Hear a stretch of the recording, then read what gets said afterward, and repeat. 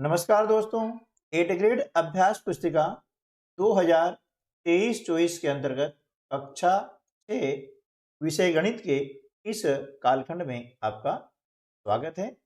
आज के इस कालखंड में हम अध्याय 10 क्षेत्र मिति से संबंधित प्रश्नों को हल करने का प्रयास करते हैं।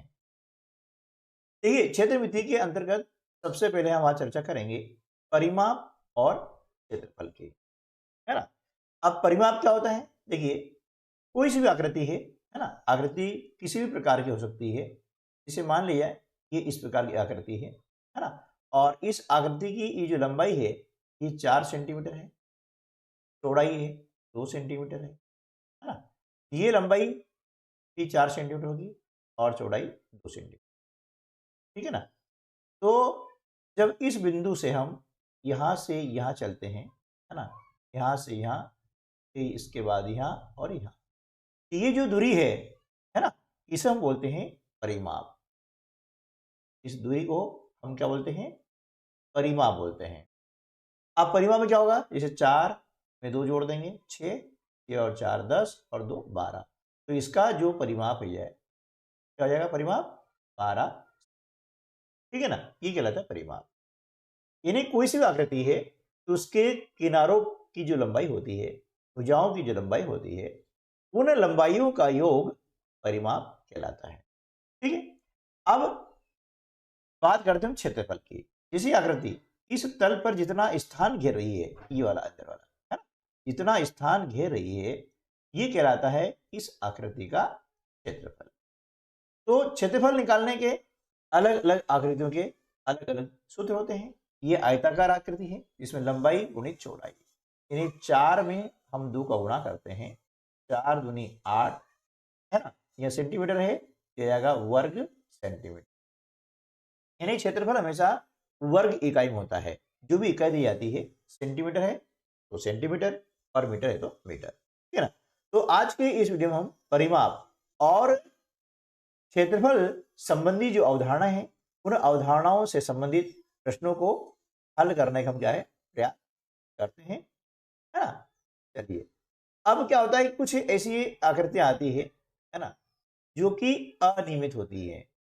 जैसे आप यहाँ देख रहे हैं कि ये अनियमित आकृति है ना। तो ये कहा गया है कि ये चित्र इसमें अ और ये है ब, ठीक है। अब इसकी हम बात परिमाप की करें तो भी इसकी भुजाओं की लंबाई तो है नहीं, तो इसका परिमाप कैसे ज्ञात करेंगे? तो क्या करेंगे इसके लिए? हम ऐसी जो आकृति आती हैं तो हम धागे की सहायता से इन आकृतियों का परिमाप ज्ञात करते हैं। धागे विषय यहाँ में रखा है स्टार्टिंग, और फिर ये जो इसका किनारा है, किनारे के ऊपर हम क्या करेंगे, इस प्रकार से धागे को सावधानी पूर्वक रखते हुए चलते हैं, है ना, और इस रखते हुए अंत में यहाँ पहुंच जाते हैं, और फिर उस धागे को सीधा लंबा करके उसे स्केल से नाप लेते हैं, इसकी लंबाई कितने सेंटीमीटर है, ठीक है। ये उसका हो जाएगा परिमाप, ठीक है। अब यहां पर धागा नाप के इसका अपरिमाप ज्ञात कर सकते हैं। इसी प्रकार से जो आकृति ब है, इसका भी हमें परिमाप ज्ञात करना है। तो किसी भी बिंदु से हम धागे की सहायता से, है ना, क्या करेंगे, धागा इस प्रकार इसके ऊपर रखेंगे और उस धागे को धीरे धीरे रख करके और फिर उसे सीधा करके उसे लंबाई माप लेंगे। ये जो घेरा होगा ये इसका परिमाप कहलाता है, ठीक है। इस प्रकार से हम परिमाप ज्ञात कर सकते हैं। अब चलिए आगे हम देखते हैं कि यदि कोई नियमित आकृति है, जैसे यहाँ पर देखिए, ये क्या है, आयत है, इसकी लंबाई 6 सेंटीमीटर और चौड़ाई 5 सेंटीमीटर, है ना। आकृति ए का हमें घेरा यानी परिमाप ज्ञात करना है। एक दूसरी आकृति दी गई है बी, इसमें लंबाई हमें दी है 12 सेंटीमीटर और ये चौड़ाई जो है दी गई है ये 5 सेंटीमीटर से आकृति ये बनी हुई है। तो अब देखना है कि किसका परिमाप ज्यादा है। तो यहां पर हम क्या करेंगे, आकृति ए का जो है परिमाप ज्ञात कर लेते हैं। आकृति ए का परिमाप, अब देखिए परिमाप निकालना है तो बहुत आसान है। हम किसी भी एक बिंदु से चलते हैं, जैसे हमने यहाँ से चलना प्रारंभ किया तो यहाँ से ये यहाँ तक की लंबाई कितनी है, 6 सेंटीमीटर। ये लिखा हमने 6 सेंटीमीटर, ठीक है ना। फिर धन, अब यहाँ से हम यहाँ तक की लंबाई लिखेंगे कितनी, 5 सेंटीमीटर, क्योंकि आयत में आमने सामने की भुजाएं बराबर होती है। ये हो गया 5 सेंटीमीटर। फिर उसके बाद चलते हैं, तो यहाँ से चलेंगे कार से, है ना, यहाँ पहुँचते हैं। अब इसकी लंबाई कितनी है, 6 सेंटीमीटर है, तो यहाँ पर हम लिख देते हैं 6 सेंटीमीटर। उसके बाद में यहाँ से हम जो है चलते हैं, ये सीधे यहाँ पर पहुँच जाए, है ना। और ये लंबाई कितनी है, ये लंबाई है 5 सेंटीमीटर, ठीक है। अब इन सबको हमने जोड़ दिया, कितना हो गया, 6 और 5 11, 11 और 6 17, 17 और 5 22 है। ये हो गया आपका 22 सेंटीमीटर परिमाप किसका हो गया, ये आकृति ए का हो गया, ठीक है। अब इसी प्रकार से हम क्या करेंगे कि आकृति बी का भी हम यहाँ पर परिमाप ज्ञात कर लेते हैं, है ना। आकृति बी का परिमाप, ठीक है। तरीका वही है कि इसी जितनी भुजाएं हैं उन भुजाओं की जो लंबाई है उनका हम योग कर लेंगे। तो यहाँ से यहाँ तक है कितना, 12 सेंटीमीटर, लिखा हमने 12 सेंटीमीटर। डन। फिर यहाँ से यहाँ तक कितना आ जाता है, 5 सेंटीमीटर, ये हमने लिखा 5 सेंटीमीटर। के बाद में यहाँ से यहाँ फिर आ जाएगा आपका 12 सेंटीमीटर, ठीक है ना। और उसके बाद में यहाँ से यहाँ तक की लंबाई हो गई है 5 सेंटीमीटर, ठीक है। अब इनको हम जोड़ देंगे, 12 और 5 17, है ना, 17 और 12 29, 29 और 5 होता है 34 सेंटीमीटर। अब पूछा गया है कि ए एवं बी में से किस आकृति का घेरा यानी परिमाप बड़ा है, किसका ज्यादा बड़ा है। तो देख रहे हैं कि यहाँ पर 34 है ना, इसलिए आकृति बी का परिमाप जो है बड़ा है। आकृति बी का परिमाप बड़ा है, ठीक है ना। इस प्रकार से हम जो है प्रश्नों को आसानी से हल कर सकते हैं। अब देखिए प्रश्न दूसरा आता है, 20 सेंटीमीटर लंबे एवं 9 सेंटीमीटर चौड़े कार्ड का परिमाप ज्ञात कीजिए। अब कार्ड कैसा होता है, आयताकार होता है, तो यहाँ पर इसका एक सूत्र भी होता है, आयत का परिमाप निकालने का सूत्र है। यहाँ आयताकार कार्ड है, हम लिख देंगे आयताकार कार्ड का परिमाप, ठीक है ना, इसका हम निकालेंगे परिमाप। तो बराबर 2 गुणा कोष्टक में लंबाई धन लंबाई, अब 2 गुणा कोष्टक में लंबाई कितनी है, 20 सेंटीमीटर है, हमने लिखा 20 सेंटीमीटर। चौड़ाई है 9 सेंटीमीटर, ये लिखा हमने 9 सेंटीमीटर, है ना। अब 2 गुणा, दोनों को जोड़ दिया, 20 और 9 होता है 29 सेंटीमीटर, और 29 दूनी 58, ये इसका परिमाप जो है आ जाएगा, है ना, कि इस कार्ड का परिमाप कितना हो गया है, 58 सेंटीमीटर, ठीक है ना। चलिए अब देखिए कि यहाँ पर देख रहे हैं कि 14 सेंटीमीटर लंबाई और 7 सेंटीमीटर चौड़ाई वाले कार्ड में निम्न मजेदार डाक टिकटों को देखो और मापो। ये कार्ड दिया गया है 14 सेंटीमीटर यहाँ से यहाँ तक, है ना, और इसकी चौड़ाई नीचे दी गई है यहाँ से यहाँ तक, ये 7 सेंटीमीटर। अब इसमें विभिन्न प्रकार के कार्ड लगे हैं, कार्ड, है ना, जो कार्ड है ना, इसके अंतर्गत डाक टिकट लगे हुए हैं, ए, है ना, ये बी, सी, डी, ई और एफ, ये डाक टिकट लगे हुए हैं, है ना। तो इन डाक टिकटों को देख करके हमें क्या करना है कि यहाँ पर नीचे जो प्रश्न दिए गए हैं इनके उत्तर याद करना है। जैसे डाक टिकट ए 1 सेंटीमीटर भुजा वाले कितने वर्गों को ढकता है, तो क्या करना होगा, देखिए यहाँ पर हम देख लेंगे कि डाक टिकट ए है, कितने वर्ग हैं गिन लीजिएगा, 1 2 3 4 5 6 7 8 9 10 11 12 13 14 15 16 17 और ये 18 हो गया ना? तो यहाँ उत्तर क्या आ जाएगा कि 18 वर्गों को वह ढकता है। ठीक है, और डाक टिकट भी 1 सेंटीमीटर भुजा वाले कितने वर्गों को ढकता है, तो हमें अब देखना होगा डाक टिकट बी, ये बी है डाक टिकट, है ना। इसमें देखिए ये अब यहाँ देख रहे हैं कि यहाँ पर 1 2 3 4 5 6 7 और ये 8, यानी ये जो है 8 वर्गों को ढकता है, हमने यहाँ पर लिख दिया 8। ठीक है ना। अब किस डाक टिकट का क्षेत्रफल सबसे ज्यादा है, यह डाक टिकट 1 सेंटीमीटर भुजा वाले कितने वर्गों को ढकता है। अब देखिए क्षेत्रफल यदि हमें निकालना है तो क्या करना होगा कि लंबाई में चौड़ाई गुणा करना होगा। तो इसी लंबाई कितनी है, 1 2 3 4 5 6 और चौड़ाई कितनी है 3, तो 6 18, यहाँ क्या हो जाएगा 18 हो गया, है ना। और देखिए कितने हैं, तो सबसे ज्यादा अब 1 2, है ना, ये यहाँ हो गया, अब 1 2 3 4, तो अब ये छोटा हो गया, है ना। तो किस डाक टिकट का क्षेत्रफल सबसे ज्यादा है, ए डाक टिकट का क्षेत्रफल सबसे ज्यादा है। यह डाक टिकट 1 सेंटीमीटर भुजा वाले कितने वर्गों को ढकता है, 18 वर्गों को ढकता है। सबसे बड़ी डाक टिकट का क्षेत्रफल कितना है, यह 18 वर्ग सेंटीमीटर। कौन से दो डाक टिकटों का क्षेत्रफल एक जैसा है यानी बराबर है, अब देखना होगा इसका बराबर है।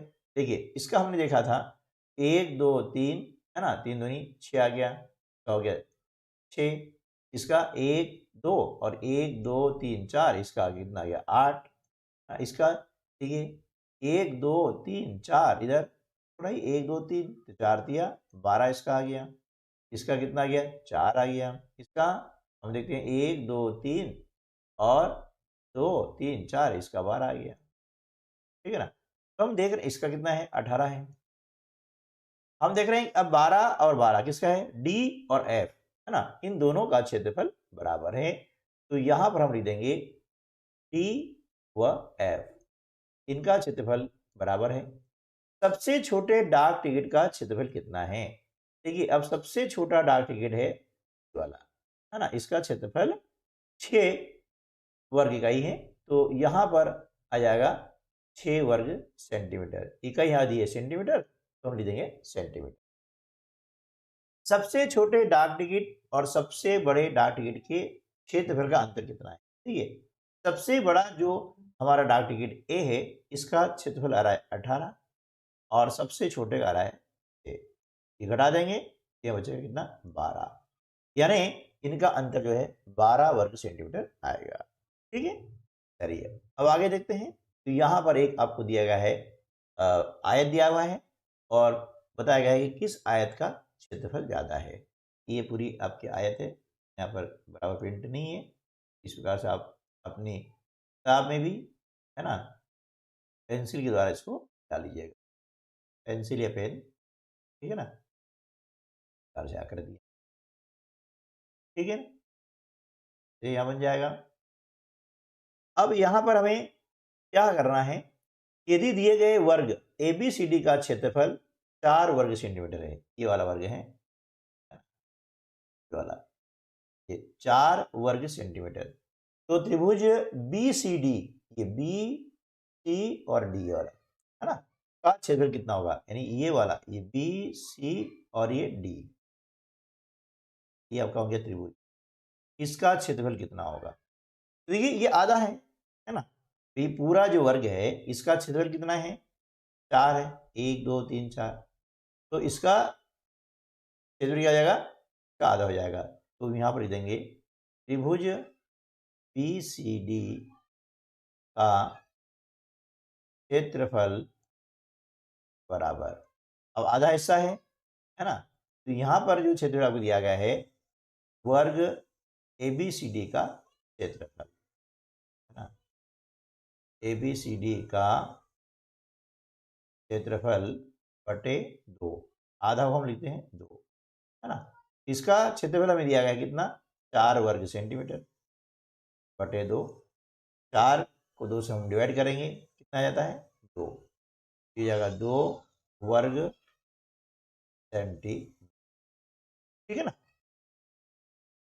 अगला प्रश्न है, दिए गए आयत का क्षेत्रफल 20 वर्ग सेंटीमीटर है, तो त्रिभुजों ए बी तथा सी का क्षेत्रफल ज्ञात कीजिए।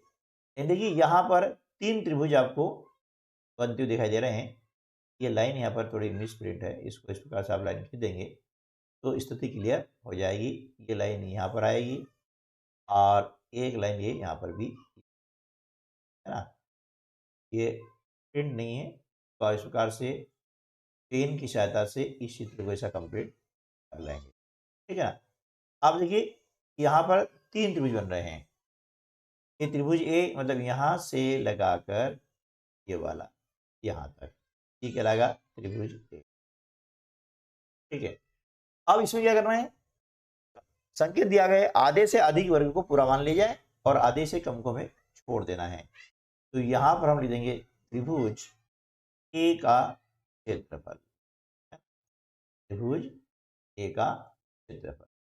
अब इसमें क्या करेंगे, देखिए जो पूर्ण वर्ग हैं उनको पहले हम गिन लेते हैं, है ना, और फिर आधे से ज्यादा है तो उसको पूरा मान लेंगे और आधे से कम है तो छोड़ देंगे। देखिए ये 1 है ना, 1 2 ये 3 ये 4 और आधा ये और आधा ये हो गया, ठीक है 5, ठीक हो गया 5 वर्ग सेंटीमीटर, ठीक है। अब त्रिभुज बी, अब त्रिभुज बी यहां से यहां और यहां से फिर यहां तक का है, ये इसकी ये हो गया आपका त्रिभुज बी। तो यहां पर हम लिख देंगे त्रिभुज बी का क्षेत्रफल, ठीक है ना। अब तरीका वही है कि जो आधे से ज्यादा है उनको पूर्ण मान लेंगे और जो आधे से कम उनको छोड़ देंगे। अब देखिए आधे से ज्यादा है तो 1 2 3 4 5 6 7 8 ये मान लिया हमने। अब 8 और ये आधे ज्यादा है तो 9, ये आधा है और ये आधा है तो 9 और 1 10, है ना 10, ये आधे से कम है इसको मैंने छोड़ दिया है, ये हो जाएगा 10 वर्ग सेंटीमीटर, ठीक है ना। अब हम त्रिभुज सी का निकालते हैं क्षेत्रफल, त्रिभुज सी का क्षेत्रफल कितना हो जाएगा, इसको भी हम इसी प्रकार से गिनते हैं, है ना। देखिए 1 2 3 4, 4 तो पूर्ण हो गया है, अब आधा ये और आधा ये कितना गया, ये 5, ये गया 5 वर्ग सेंटीमीटर, है ना। इस प्रकार से इसका क्षेत्र निकल गया है। अब यहाँ पर हमें दी गई एक आकृति है, इसका परिमाप ज्ञात करना है। अब देखिए यहाँ पर ज्ञात करना है परिमाप, इसकी जितनी भुजाएं हैं इनकी लंबाइयों को हम जोड़ देते हैं। अब यहाँ पर देखिए ये 3 सेंटीमीटर लंबाई यहाँ से यहाँ तक है, आयत है, तो यहाँ से यहाँ तक की लंबाई ये भी 3 सेंटीमीटर हो जाएगी, ये आपको ध्यान रखना है। इसी प्रकार से ये 3 सेंटीमीटर है तो ये लंबाई भी 3 सेंटीमीटर हो जाएगी, है ना। अब ये 2 सेंटीमीटर है, ये यहाँ से यहाँ तक भी ये 2 सेंटीमीटर हो जाएगी। इसको हम क्या करेंगे, जोड़ लेते हैं, यहाँ चलते हैं 1 और 3 4, 4 और 2 6, 6 और 1 7, 7 और 2 9, 9 और 3 12, 12 और 1 13, 13 और 3 16, 16 और 2 18 और ये 1 सेंटीमीटर है, 18 1 19, 19 और 2 21, 21 और 3 24। तो विकल्प ए जो है हमारा सही उत्तर हो जाएगा 24 सेंटीमीटर। अब ये के सामने जो आपको गोला दिया गया है इस घेरे को आप क्या करेंगे, फिलअप कर देंगे। प्रश्न 2, वर्ग की एक भुजा 5 सेंटीमीटर है तो वर्ग का परिमाप क्या होगा। अब देखिए वर्ग में क्या होता है, इसकी चारों भुजाएं बराबर होती है। जैसे ये भुजा है, ये इस प्रकार से क्या होता है कि वर्ग होता है जिसकी चारों भुजाएं बराबर है। मतलब ये 5 सेंटीमीटर है ना, ये भुजा भी 5 सेंटीमीटर होगी, ये भुजा भी 5 सेंटीमीटर होगी और ये भुजा भी 5 सेंटीमीटर होगी। अब परिमाप मतलब इसकी चारों भुजाओं की लंबाइयों का योग, यानी यहाँ से यहाँ कितना हो गया 5, फिर यहाँ से यहाँ 5 हम जोड़ देंगे, 5 धन 5, फिर यहाँ से यहाँ फिर 5 जोड़ दिया और फिर यहाँ से यहाँ ये 5 जोड़ दिया, कितना हो जाएगा 5 और 5 10, 5 15 और 5 ये 20 सेंटीमीटर, इसका हो जाएगा परिमाप। विकल्प सी जो है हमारा सही उत्तर हो जाएगा 20 सेंटीमीटर। ठीक है ना। अब सी के सामने जो गोला है इस गोले को आप फिलअप कर देंगे। ठीक है। प्रश्न 3, एक आयत का क्षेत्रफल 20 वर्ग मीटर है। आयत का क्षेत्रफल कितना है 20 वर्ग मीटर है। यदि आयत की लंबाई 4 मीटर है तो आयत की चौड़ाई ज्ञात कीजिए, है ना। देखिए, जब आयत का क्षेत्रफल आपको दिया जाता है और लंबाई ये चौड़ाई दो में से एक दी जाती है, तो जो ज्ञात करना होगा हम वहाँ लिख देते हैं। हमें क्या करना है, पर चौड़ाई ज्ञात करना है तो क्या करेंगे, क्षेत्रफल में हम लंबाई का भाग लगा देंगे।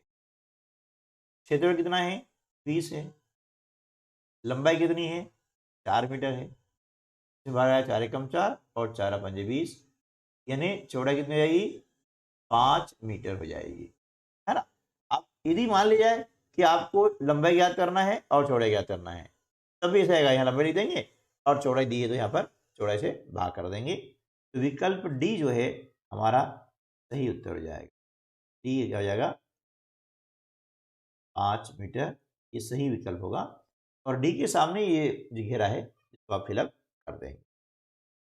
प्रश्न 4, एक टाइल की माप 12 सेंटीमीटर गुणा 3 सेंटीमीटर, है ना। मतलब 12 सेंटीमीटर लंबी है और 3 सेंटीमीटर चौड़ी है।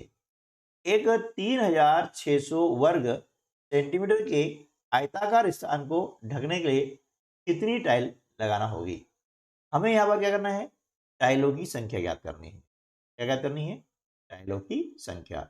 जब भी हमें ऐसी स्थिति आती है कि टाइलों की संख्या ज्ञात करनी है ना, तो हमें किस क्षेत्र में लगानी है उस क्षेत्र को हम पहले लिख लेते हैं, है ना। उसका क्षेत्रफल 3600 लिख दिया, बटे अब जिस आकार की हमें टाइल लगानी है ना, उसको यहाँ लिख देंगे 12 गुणा 13।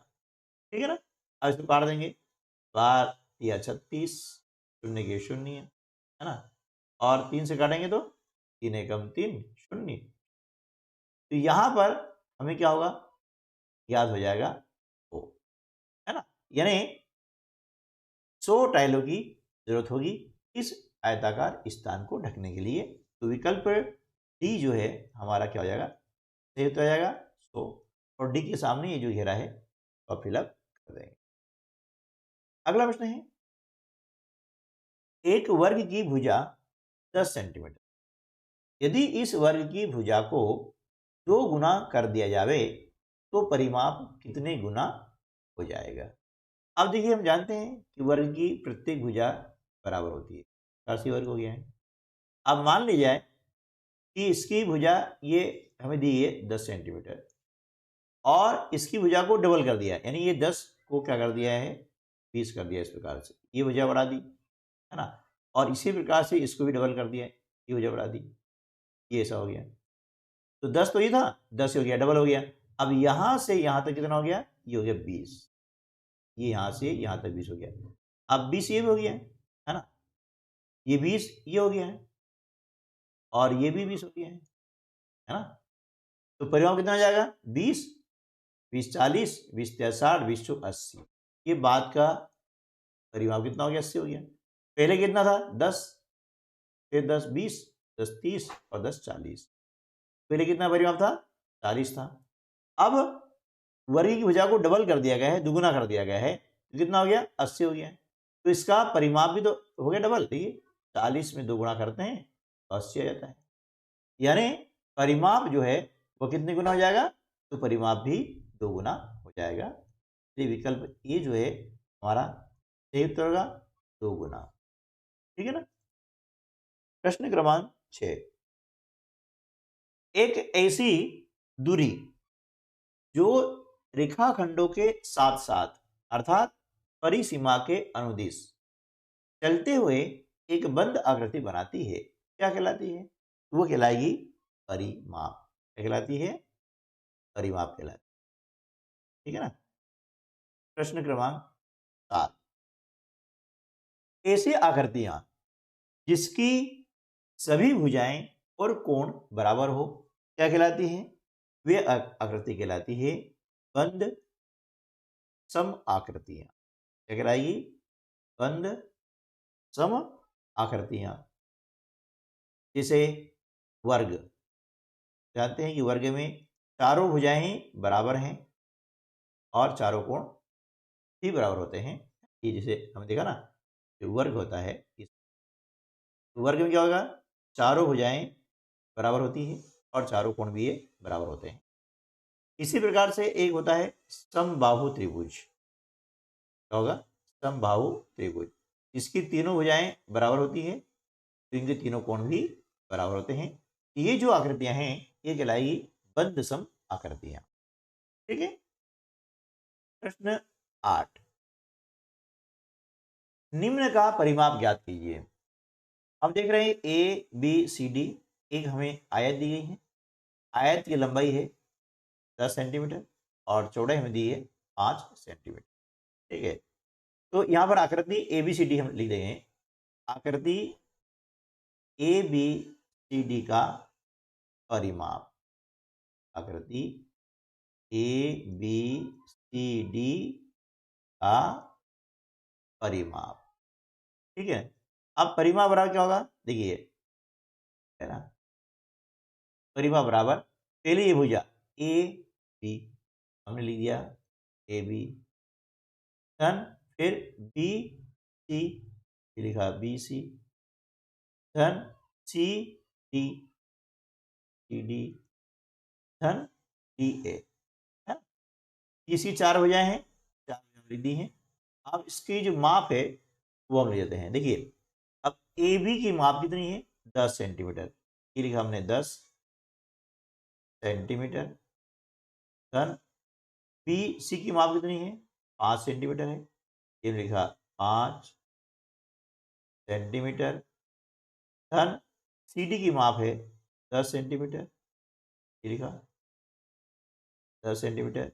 धन डी ए की माप 5 सेंटीमीटर है, तो हमने यहाँ लिख दिया 5 सेंटीमीटर। ठीक है ना। अब इन सबको हम क्या करेंगे? जोड़ देंगे।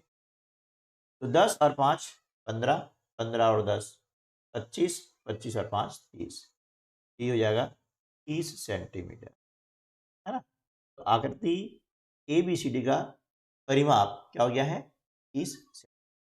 ठीक है ना। अगला प्रश्न है, बंद आकृतियों द्वारा घेरे गए तल के परिमाण को क्या कहते हैं? है ना। जो भी बंद आकृति है और वह किसी तल में जितना स्थान घेरती है वह कहलाता है उसका क्षेत्रफल। तो उसे हम क्या कहेंगे? क्षेत्रफल बोलेंगे, है ना। बंद आकृतियों द्वारा घेरे गए तल के परिमाण को क्षेत्रफल कहते हैं। प्रश्न 10, नीचे कुछ आयतों की भुजाओं की मापें दी गई है, इनका क्षेत्रफल ज्ञात कीजिए। देखिए, यहां पर लंबाई और चौड़ाई दी गई है, तो क्षेत्रफल बराबर क्या होता है? लंबाई गुणित चौड़ाई। 3 का गुणा करेंगे 5 में, कितना हो जाएगा? 3 पंजे 15। अब सेंटीमीटर का हमने सेंटीमीटर गुणा किया, है ना। हम जानते हैं कि आधार समान होते हैं तो घातांक जुड़ जाती है। 1 और 1 कितनी हो गई? 2। हो गया 15 वर्ग सेंटीमीटर, है ना। अब 6 गुणा किया हमने 8 में, तो 6 8 48 वर्ग सेंटीमीटर। ये हमने यहाँ पर लिख दिया क्षेत्रफल, है ना। अब यहाँ पर जगह दी गई है तो हम यहाँ भी लिख सकते हैं कि पहला, है ना, क्षेत्रफल बराबर, इसे ऊपर लिखा ना, क्या लिख सकते हैं? क्षेत्रफल बराबर लंबाई गुणा चौड़ाई, लंबाई गुणा चौड़ाई। लंबाई कितनी हो गई?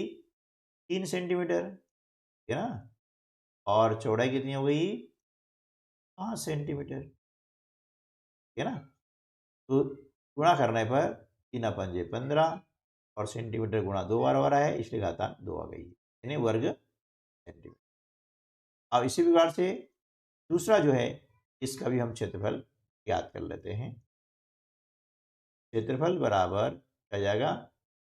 लंबाई गुणा चौड़ाई, ठीक है। अब लंबाई यहाँ पर कितनी दी गई है? 6 सेंटीमीटर, तो यहाँ पर हम ले देंगे 6 सेंटीमीटर गुणा चौड़ाई है 8 सेंटीमीटर, ये ले देंगे हम 8 सेंटीमीटर। गुणा किया, 6 गुणा 8 में करेंगे तो 6 8 48 सेंटीमीटर का हमने सेंटीमीटर गुणा किया, वर्ग सेंटीमीटर, ठीक है। प्रश्न 11, नीचे कुछ वर्गों की एक भुजा की लंबाई दी गई है, इनका क्षेत्रफल ज्ञात कीजिए, है ना। 2 वर्ग हैं, तो देखिए पहला जो वर्ग है, अवर्ग में हम जानते हैं कि लंबाई और चौड़ाई दोनों ही बराबर होती है ना। तो उसे हम क्या बोलते हैं? भुजा गुणित भुजा, तो लंबाई उतना ही है और चौड़ाई भी नहीं है, तो यहाँ पर हम लिखा वर्ग का क्षेत्रफल बराबर भुजा गुणित। अब भुजा कितनी दी गई है? 7 सेंटीमीटर, ये लिखा हमने 7 सेंटीमीटर गुणा 7 सेंटीमीटर, 7 में 7 गुणा करते हैं तो 7 7 49 सेंटीमीटर का गुणा सेंटीमीटर करेंगे तो वर्ग सेंटीमीटर, है ना। तो यहाँ पर हम लिख देंगे ना 49, है ना, वर्ग सेंटीमीटर। यह घातांक लगा इस प्रकार से, या हम इस प्रकार भी लिख सकते हैं, वर्ग सेंटी, ठीक है ना। अब दूसरा जो हमारा वर्ग है ना, उसका हम निकाल लेंगे क्षेत्रफल, तो वर्ग का क्षेत्रफल बराबर लिखेंगे भुजा गुणित भुजा, है ना, भुजा गुणित भुजा। अब इसकी भुजा कितनी है? 9 सेंटीमीटर है, 9 सेंटीमीटर गुणा 9 सेंटीमीटर। अब 9 में 9 गुणा कर देंगे, कितना हो जाएगा? 81 वर्ग सेंटीमीटर। इस प्रकार भी लिख सकते हैं, है ना, और इस प्रकार भी लिख सकते हैं। प्रश्न 12, एक समपंचभुज का परिमाप 200 सेंटीमीटर, तो प्रत्येक भुजा की लंबाई ज्ञात कीजिए। देखिए यहाँ पर दिया है समपंचभुज, यानी ऐसी आकृति जिसकी 5 भुजाएं हैं और वो 5 भुजा किसी है? समान है, समान मतलब सबकी लंबाई बराबर बराबर है। तो यहां पर हम लिख देंगे, है ना,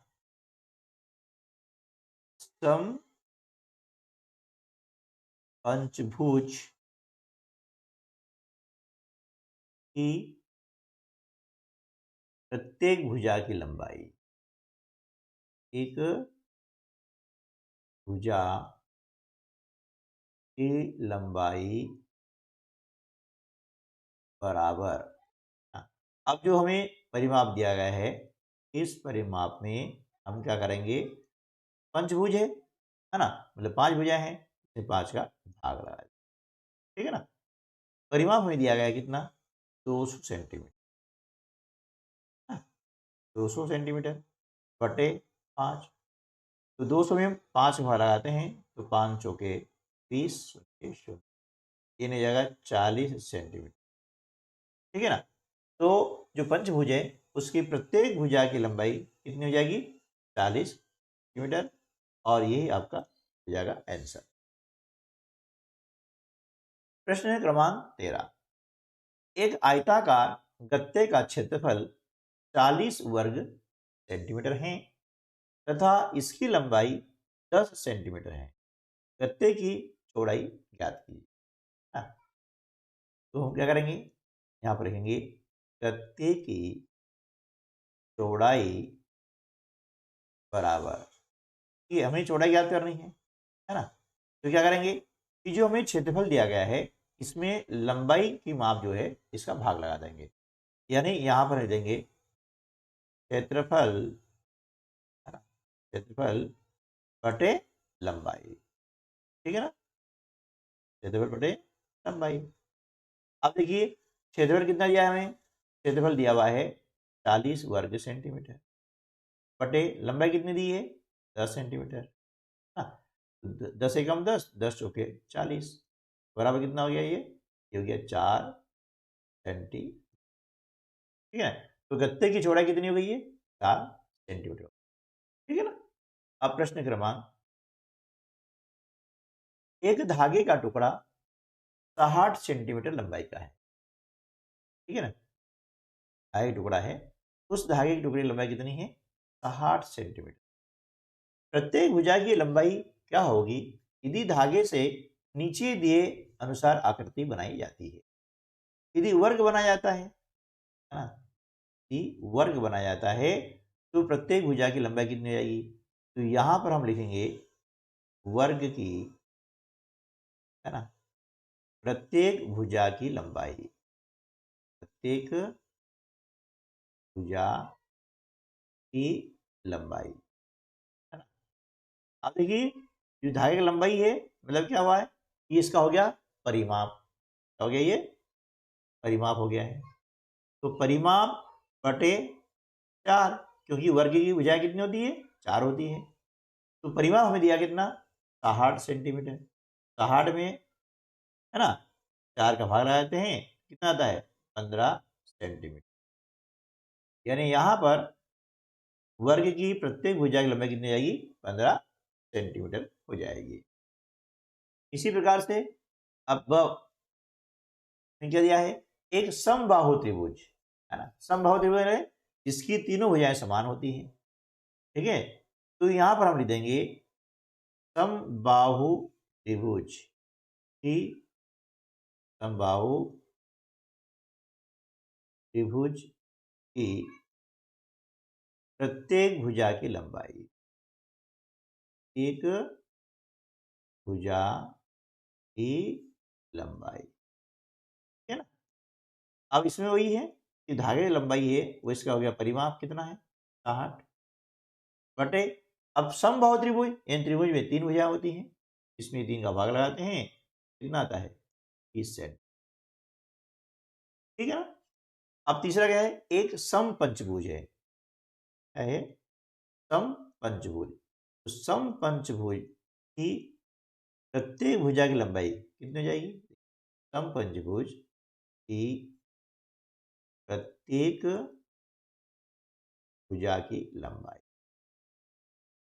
अब परिमाप इसका दिया हुआ है, कितना दिया गया है 60 दिया है।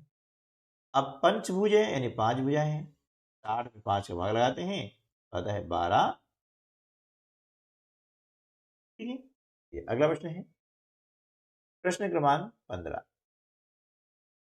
एक टाइल की माप 6 सेंटीमीटर गुणा 10 सेंटीमीटर, एक क्षेत्र को पूर्णतया ढकने के लिए ऐसी कितनी टाइलों की आवश्यकता होगी जिसकी लंबाई और चौड़ाई क्रमशः कितनी थी, ठीक है। तो देखिए 2 प्रकार से हमें टाइलों की संख्या ज्ञात करनी है।